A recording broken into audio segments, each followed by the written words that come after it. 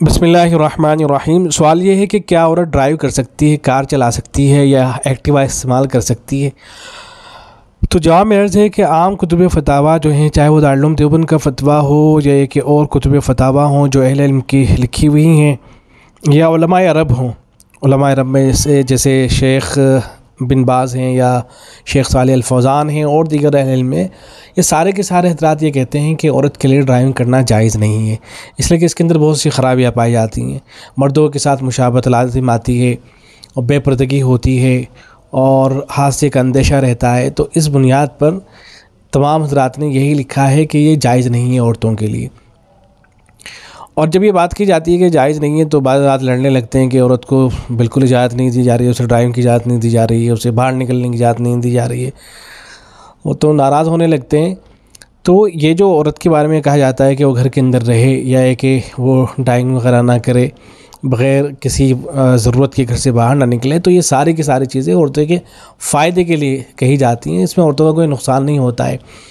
इसलिए कि औरत अगर ड्राइविंग कर रही है तो सोचिए अगर खुदा न खास्ता हादसा हो जाता है तो कितनी दुश्वारियाँ और कितनी मुश्किलें पेश आ जाती हैं। बेपर्दगी होती है और वहाँ जो औबाश किस्म के लोग होते हैं वो तो इस तरह के मौके की तलाश में रहते हैं कि किसी तरीके से जो है बदनिगाही का जो है मौका मिले। तो बहुत सी चूँकि परेशानियाँ होती हैं, तो औरत के फ़ायदे के पेश नज़र ये बातें की जाती हैं कि कही जाती हैं कि औरतों को जो है ये सब नहीं करना चाहिए, वो घर के अंदर रहें, घर से बाहर ना निकला करें इल्ला कि कोई मजबूरी हो। तो ड्राइविंग का भी यही मसला है कि आम हालात में बहरहाल इसकी इजाज़त नहीं है, सभी ने मना कर रखा है। अलबत्ता बाद अहले इल्म ने मजबूरी की हालत में इसकी इजाज़त दी है, गुंजाइश दी है। मजबूरी के हालात ज़ाहिर है अलग होते हैं। मुफ्ती इब्राहिम देसाई साहब रहमतुल्लाह अलैह उन्होंने लिखा है कुछ शर्तों के साथ में, एक शर्त तो ये है कि सख्त मजबूरी हो, बहुत सख्त मजबूरी, मिसाल के तौर पर शौहर बीमार हो गया है और डॉक्टर के यहाँ जाना है, कोई ले जाने वाला मौजूद नहीं है, अब ज़ाहिर है ये मजबूरी है। तो ऐसी सूरत में जो है औरत अगर कार ड्राइव करती है या एक्टिवा के ज़रिए हॉस्पिटल जाती है तो इसकी गुंजाइश होगी।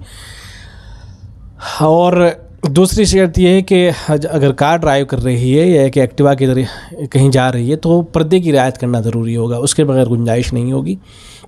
मुकम्मल बुर्का पहनना जिसमें चेहरे का छुपाना भी ज़रूरी है, तो इन सारी चीज़ों की रियायत करना ज़रूरी होगा, तो मुकम्मल पर्दे की रियायत की जाए।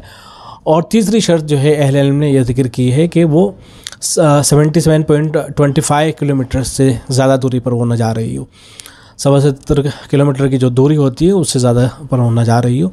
तो इन शर्तों को मलहूज़ रखते हुए अगर कोई ड्राइव कर लेती है तो इसकी गुंजाइश होगी, वरना आम हालात में इसकी इजाज़त नहीं है।